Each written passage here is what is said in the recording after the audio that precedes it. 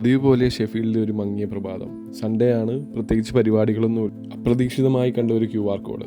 ഒറ്റ നിമിഷം കൊണ്ട് ഒരു ടൈം മെഷീനെ പോലെ അതെന്നെ ഷെഫീൽഡിൻ്റെ ഭൂതകാലത്തിലേക്ക് എത്തിച്ചു. ബേക്കേഴ്സ് പൂളിലെ ഈ സ്റ്റാച്യുവും ഇവിടുത്തെ യുദ്ധസ്മാരകവും എല്ലാവർക്കും സുപരിചിതമാണ്, അതെനിക്ക് ഉറപ്പാണ്. 1-2 മഹായുദ്ധങ്ങളിൽ വീരമൃത്യു മരിച്ച പട്ടാളക്കാർക്ക് വേണ്ടി 1925 ഈ 25 മീറ്റർ ഉയരമുള്ള ഈ സ്മാരകം പണി കഴിപ്പിച്ചത്. സെനോടോപ്പ് വിഭാഗത്തിൽപ്പെടുന്ന ഈ സ്മാരകത്തിൽ വീരമൃത്യു മരിച്ച ആത്മാക്കൾക്ക് ആദരസൂചകമായി 4 പട്ടാളക്കാർ തലകീഴായി പിടിച്ച തോക്കുകൾക്ക് മുന്നിൽ തലകുനിച്ച് പിടിച്ചു നിൽക്കുന്ന ബിംബങ്ങൾ കാണാം.